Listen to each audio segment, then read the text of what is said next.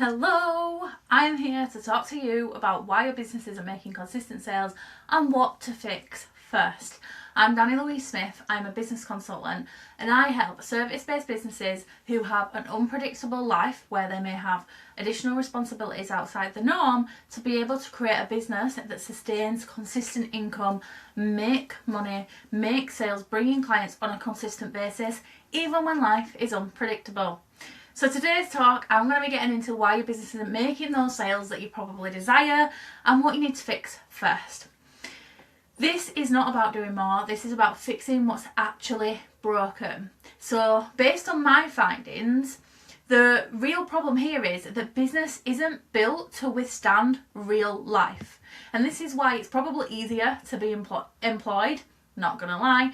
But when you have a life that throws curveballs on a regular basis, maybe this is because you have health problems, health conditions, disabilities, maybe you're neurodivergent, maybe you have caring responsibilities, whatever that looks like for you, the real frustration is that sales can feel random. Some weeks are good, others are silent, because it usually happens based on your energy, based on when you actually have the time when life quietens down. And let's face it, life doesn't quiet down that often and you're doing things but nothing is compounding.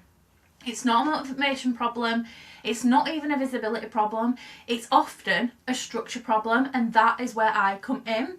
And I want to talk you through this today so that you can be able to solve this problem for yourself. And we're going to look into the 3 core gaps that are around, that are impacting the real reason that your sales are not consistent. So gap 1 is having no clear sales system.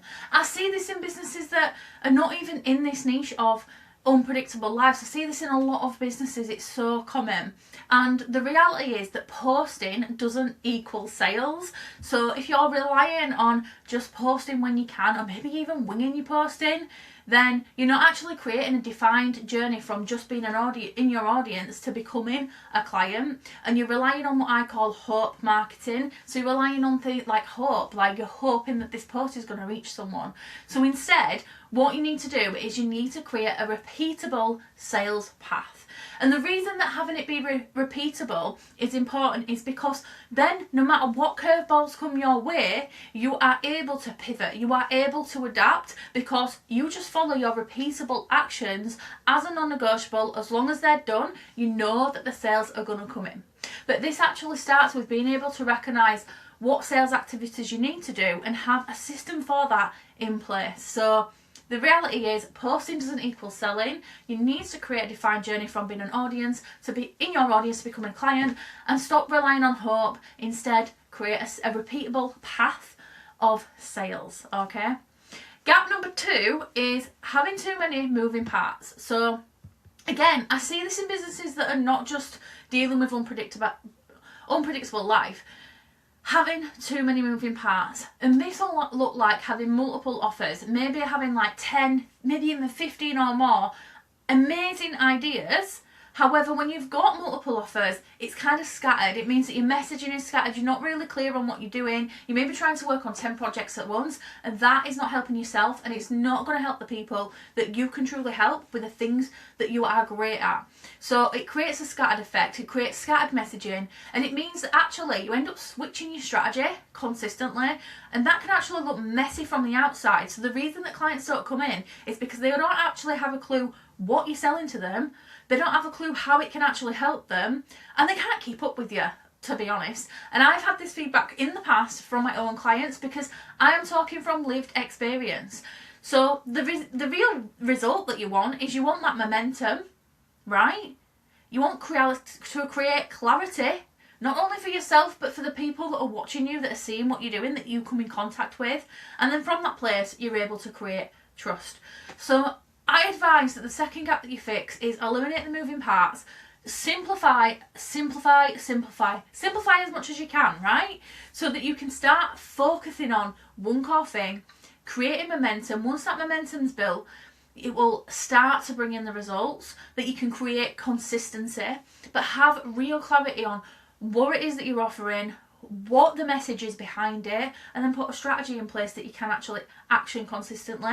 And when you're using your marketing alongside that, and you're using your social media strategy, content strategy effectively, you actually can start to develop trust, and that will attract the right clients in, because then the people that do begin to know you and begin to trust you are going to clearly see what it is you have to offer. They're going to get on board with your message and they're going to sign up to work with you. And gap number 3 that I see is that your strategy doesn't fit your life. And this is something I see that's so common. Those of you that have a disability, care for someone, have responsibilities outside the norm. So I'm talking like, if you have a typical life where, you know, you get up every day, you go do your job, you go home, end of the day, there is no curveballs, you're going to be pretty much okay. You can go and action a strategy that you're taught.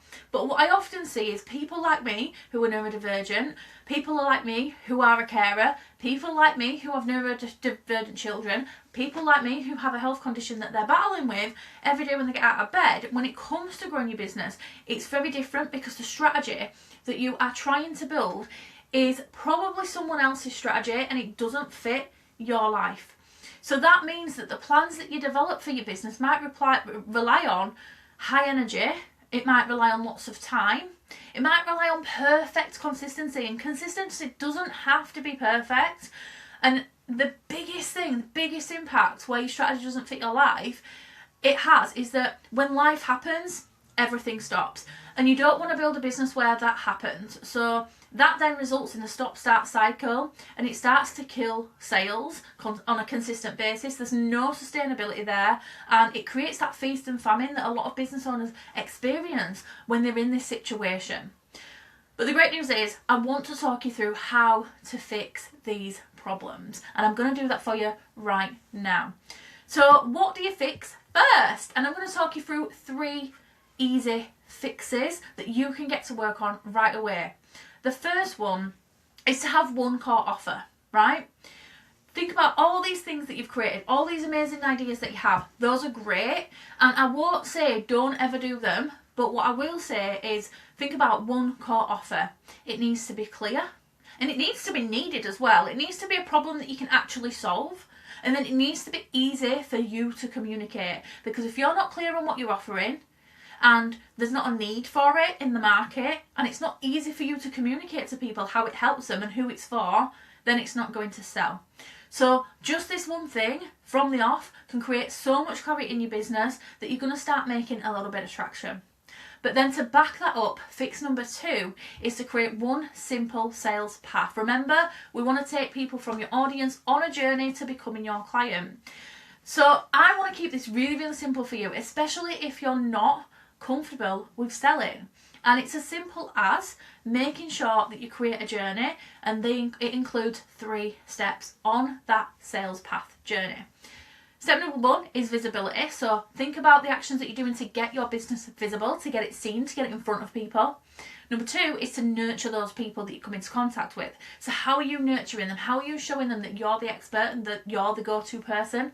Give you a little clue, usually it's through marketing. And then finally, the 3rd step on this path is going to be to create an invitation. So that's where you take the actual sales action, you ask for the sale, and you invite someone to buy from you. So I want you to get rid of the fluff. No 17-step funnels. Funnels are great and I absolutely love them, but when you're dealing with life happening, you just want to create one simple sales path for now that you can add systems and automation to and funnels to later on down the line. In fact, this one simple path is actually a funnel. It's just on a smaller scale. So I'd advise you to sit there and master that first. And then fix number 3 is a strategy that works on low capacity days. So what happens when you're tired? When you're busy with life stuff, when you're dealing with life and life is lifing? If your business stops, it's not sustainable. So I want you to create a low capacity method that's going to work to sustain your business even when you can't give a lot of energy and time, even when you're busy. So I want you to think about the energetic tasks that you can do. You can even have your own scale where you have tasks that are high energy that take a lot of time and effort from you. And this will be different for every business because again, we are different people. We are so individual. Like if you have a disability yourself, then your energy is going to be different each day. If maybe you're a hormonal menopausal woman, that is going to impact you as well. Maybe you're caring for someone and the days will vary when that person needs you. So you need to look at that, and you need to look at what your high energy tasks are going to be. So this is the thing that's going to take you the most time. Maybe it's the things that you're not 100% great at. Maybe it's the things you find quite difficult and that take a lot of energy from you. Then you're going to have the opposite of that, the really easy tasks that you can do really quickly, the stuff that doesn't take a lot of time, the stuff that you can do in short bursts of time, and then you want everything in between. Because when you map these things out, it just means that whatever you're facing on a day-to-day basis, you know you can go pick up the exact tasks that you need that are going to help you move forward, even on a low capacity day, and it just helps you to create a working environment that does work for you.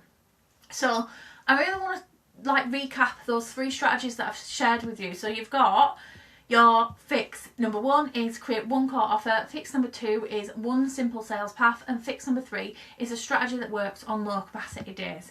And I want you to think about this and reframe your beliefs around what business has to look like, because I guarantee that the problem is not that you're inconsistent. I'm sure that if you're running a business, you're inconsistent with, can't get my words out, you're consistent with something, but you've been trying to run a business that built for someone else's life. And consistent sales come from consistent structure, not constant effort. So consistent structure, not constant effort, because if you're constantly trying to catch yourself up, you're constantly trying to run things from a place that doesn't work for you, then you have to get clear on what is actually going to work for you. I do have a process that I have created. It's called the Boss Method, and it's designed to help you step into that CEO level, being the CEO that manages your business efficiently and sustainably, so that once you stop, your business doesn't stop. And what this looks like is a 4-step kind of framework, and it stands for build, organise or optimise, sell and scale. So what that means is step number 1, build, is building the foundations that make sense for your business, like everything I've talked about in this video today. Number 2 is optimise, and includes some organisation, because I love a bit of organisation, but this is where you actually put systems in place that hold when life doesn't. So this is where we'll add the funnels in, we will add the automation, maybe even start to create some SOPs and outsource. Then you'd move into the real sales, so like looking at simple, repeatable actions to sell.